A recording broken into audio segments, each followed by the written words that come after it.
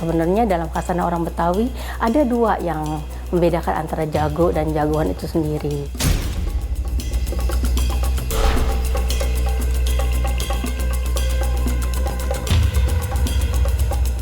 Untuk mengakui Haji Darip dirinya saja, Belanda nggak langsung percaya, disiksa dulu. Dan Haji Darip sendiri itu mendapatkan senjata justru pasokan dari Surabaya.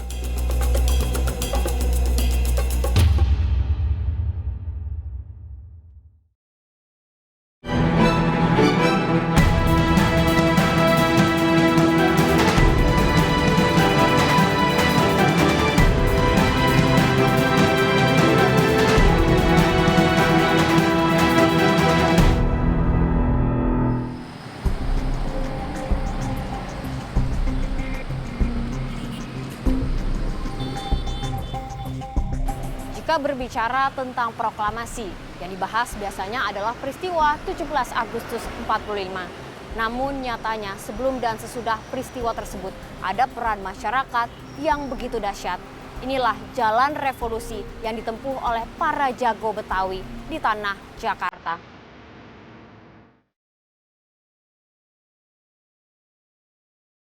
Suasana mencekam turut mewarnai hari-hari menjelang kemerdekaan. Kala itu, Indonesia masih dalam bayang-bayang kekuasaan Jepang.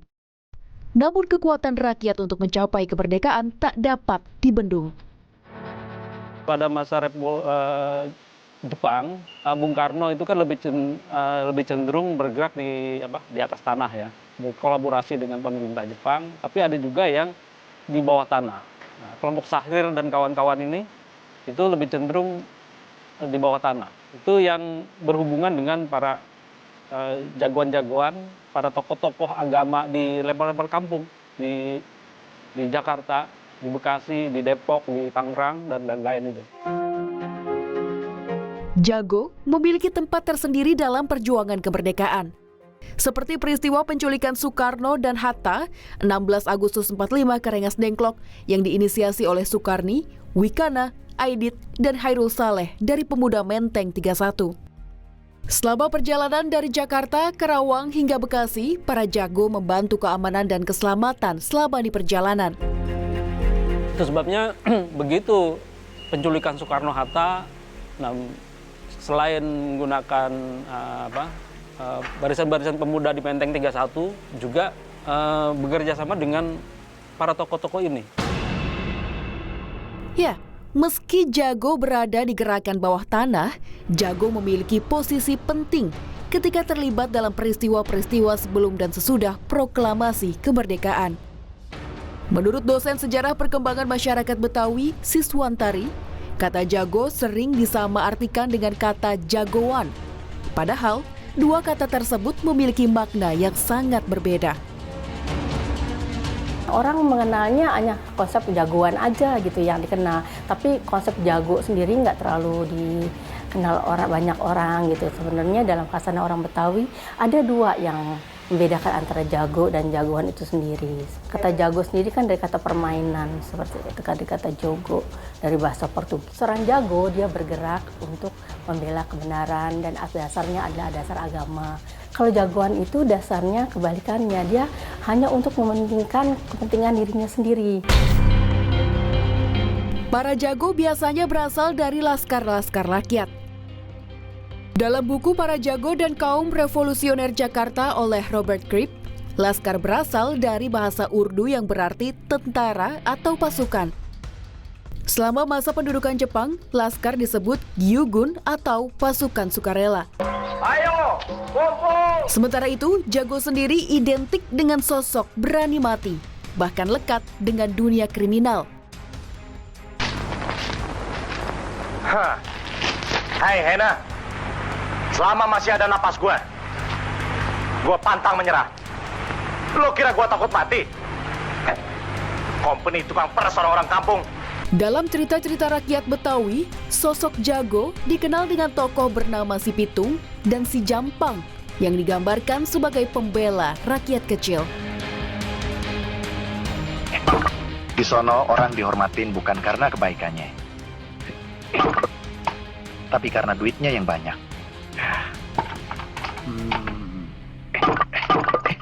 Siswantari menambahkan, penggambaran jago ini berkaitan dengan asal mula jago yang lahir dari Omen Landen atau daerah pinggiran Batavia. Karena kita lihat Batavia atau Betawi pada waktu abad 19 merupakan daerah tanah partikelir yang dikuasai oleh tuan-tuan tanah. Jadi mereka bergerak untuk menentang tuan-tuan tanah itu karena dianggap menindas rakyat seperti itu. Tanah-tanah partikelir di bagian timur Jakarta yang meliputi Jatinegara, Klender, Bekasi, hingga Karawang melahirkan gerakan rakyat yang menentang adanya tuan tanah dari masa kependudukan kolonial. Begitu pula di masa Jepang hingga agresi militer Belanda. Kawasan ini menjadi saksi serangkaian momen akbar hingga peristiwa memilukan. Bahwa peperangan sekarang ini bukanlah hanya peperangan Dainepon saja, tetapi adalah peperangan kita pula. Peperangan seluruh benua Asia. Inilah suasana rapat akbar di lapangan Ikada 19 September 45. Momen bersejarah setelah pembacaan teks proklamasi 17 Agustus 45.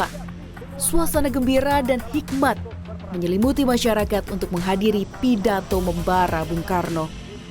Rapat ini bahkan terancam gagal karena pihak Jepang tidak menyetujuinya. Kondisi Jakarta pun penuh ancaman pasca kemerdekaan. Lalu, bagaimana bisa menghimpun massa hingga ratusan ribu orang dalam satu tempat dengan keadaan penuh ancaman? Tokoh ini tak banyak diungkap dalam sejarah literatur kemerdekaan Indonesia.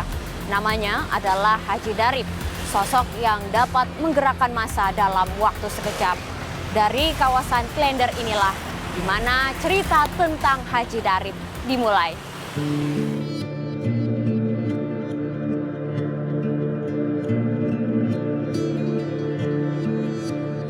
Terletak di kota administrasi Jakarta Timur, Klender sebagai wilayah bekas tanah partikelir menyimpan cerita kepahlawanan seorang jago bernama Haji Darip. Haji Darip berperan dalam mengumpulkan massa dari kawasan Klender menuju lapangan Ikada yang kini dikenal dengan tempat berdirinya Tugu Monumen Nasional. Menurut Komarudin, anak dari pasangan Haji Darip dan Napsiah ini, atas permintaan Soekarni dan pemuda Menteng 31, Haji Darip mengorganisir massa menuju lapangan Ikada. Itu dari nyak saya, dia mengerahkan massa ya untuk prosesi rapat akbar di lapangan Ikada. Itu dari nyak saya sendiri. Sehingga pada saat rapat raksasa Ikada itu dari Bekasi aja udah sekitar 15.000 orang. Haji Darip juga kan dihubungi oleh tokoh-tokoh itu. Nah, jadi dia kerahkan semua masyarakat yang cinta kepada merdeka ini untuk datang ke Jakarta. Sosok Haji Darip semakin menarik saat dirinya muncul di hadapan masyarakat.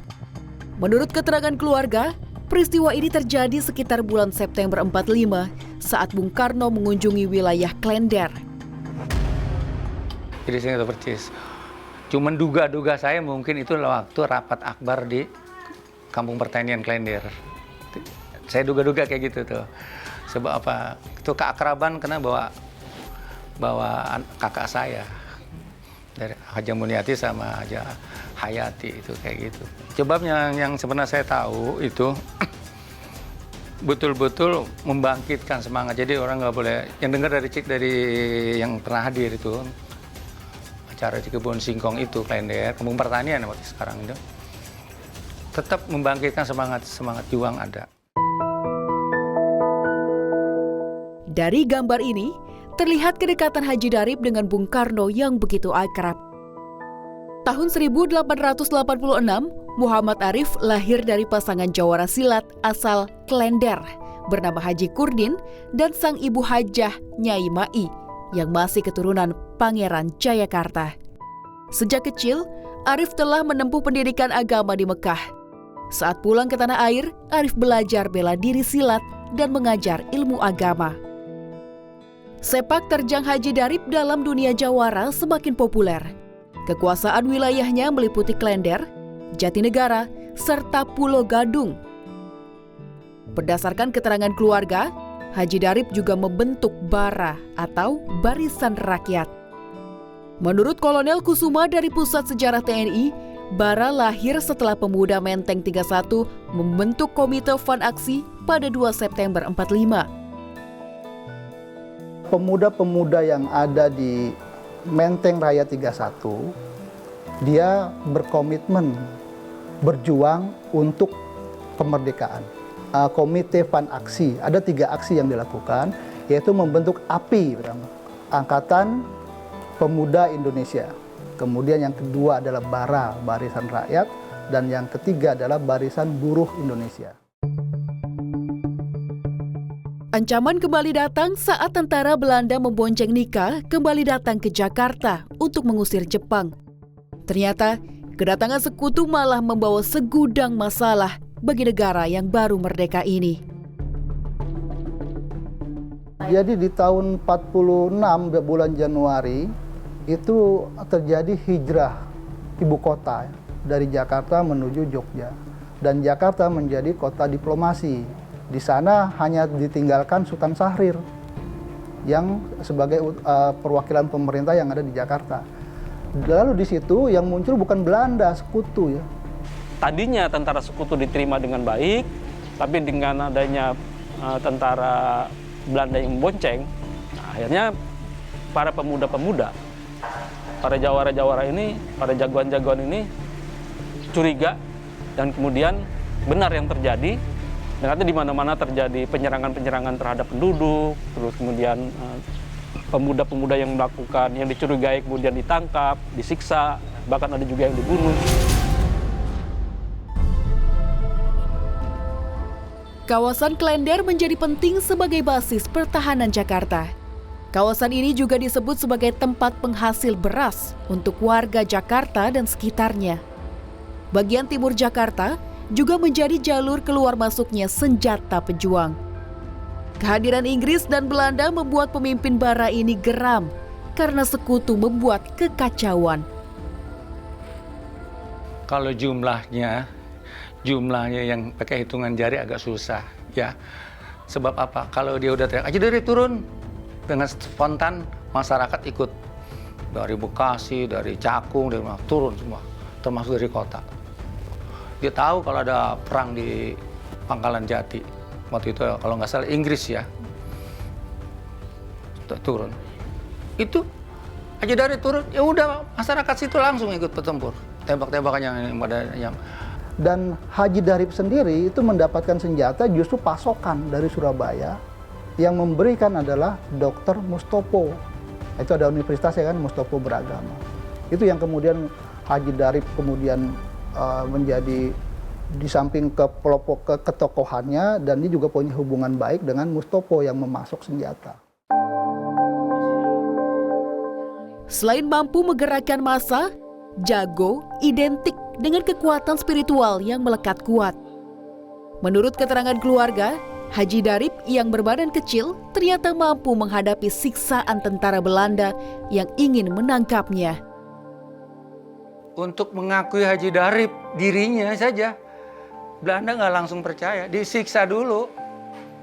Disiksa di Ancol, ditarik pakai truk, dimasukin ke laut, dikarungin, diikat pakai kabel gini. Luar biasa, dia ini cerita langsung kali ini. Dinaikin ke atas truk, waktu mau jalan, di bawah tubuh diseret, dilemparin lagi ke bawah truk, seret-seret di Ancol. Saya tanya, bagaimana tuh Mbak rasanya Mbak? Tuh nanya malam Jumat, waktu itu setiap malam Jumat pengajian. Bagaimana rasanya Mbak? Ya gue tidur aja katanya.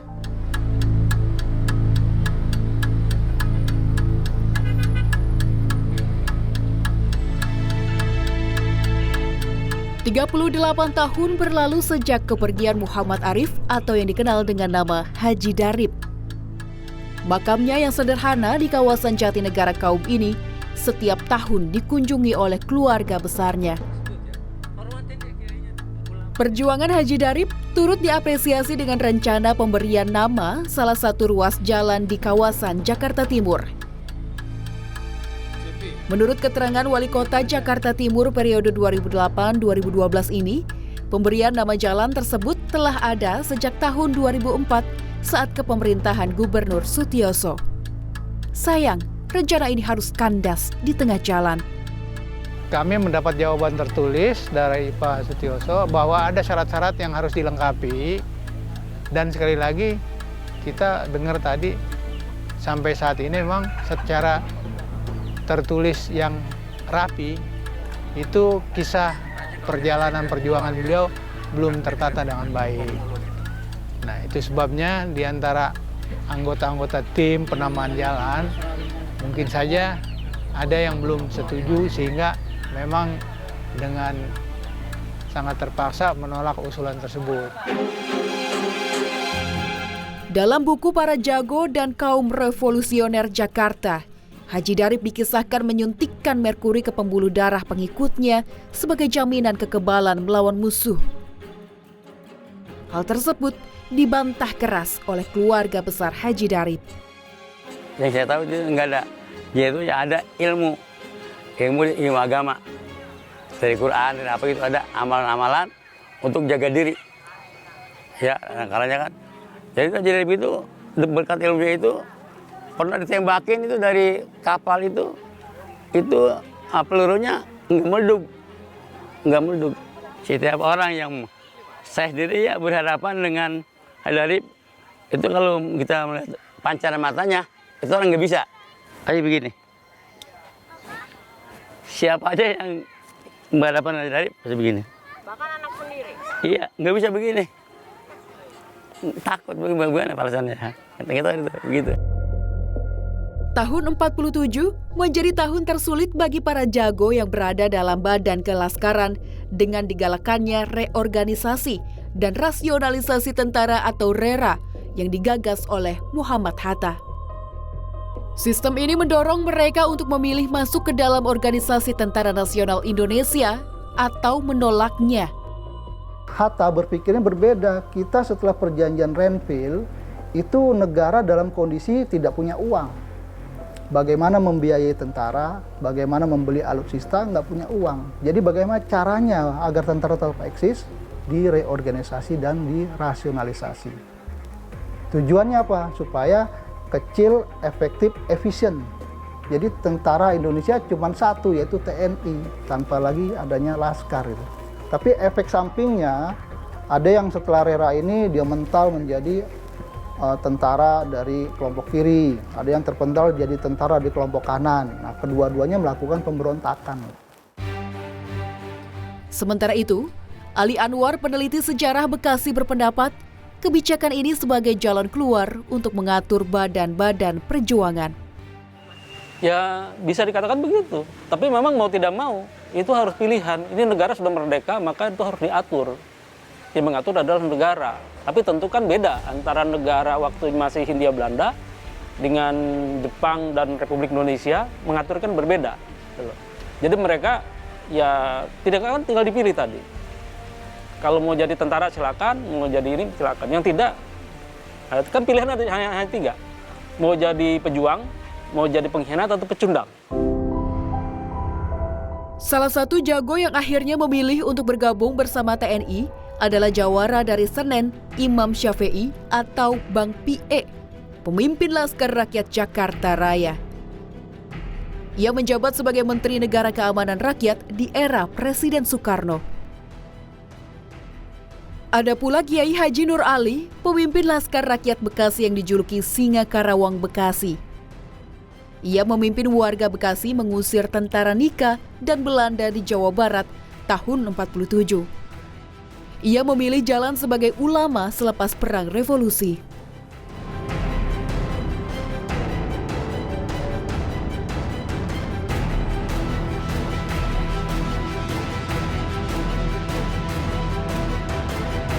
Pak Komar, sekarang kita di makam Haji Darip Klender ya, Iya. nama populernya.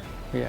Kalau kita lihat di sini tulisannya Darif, tapi populer namanya Darip. Nah, dari F menjadi P itu menurut Pak Komar? Sebetulnya Darip ya.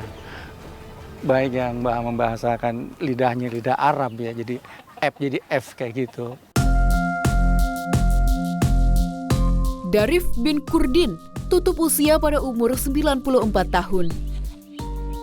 Banyak yang mengira usai Perang Revolusi, Haji Darif berprofesi sebagai ulama dan pedagang. Faktanya, Haji Darif masuk dalam organisasi tentara. Bahkan ia menyandang pangkat kapten sebagai penasehat Batalion Resimen 7 Brigade 3 Kian Santang, Divisi 1 Siliwangi. Keputusan ini diambil demi kesejahteraan pengikut Haji Darif yang masuk dalam anggota TNI. Dia kan orang yang nggak pernah mau nerima yang namanya pensiun ya, tapi dipaksakan sama anak buahnya. Kenapa? Sebab kalau Pak Haji Darif nggak mau menerima pensiun, nanti anak buahnya nggak bisa ditandatanganin gitu. Akhirnya kan terpaksa dia mau lah.